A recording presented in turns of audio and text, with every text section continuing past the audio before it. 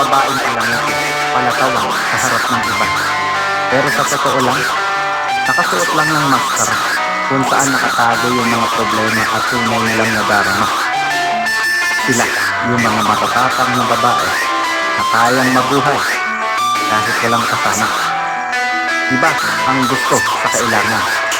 Hindi nila ginusto maging matapang, pero kinailangan nilang maging matapang dahil alam at sanay sila na hindi umasa sa iba sa tuwing may problema. Mahirap makapasok sa buhay ng isang babaeng matapang.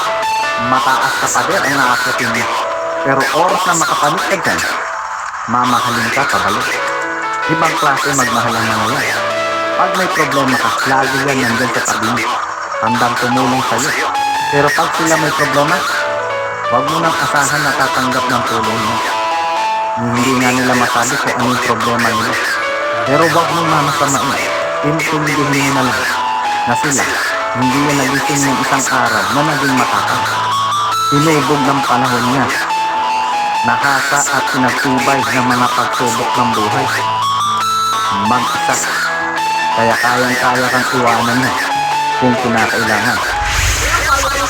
Simple, kung ikaw iibig sa isang babaeng matapang, good luck sa'yo.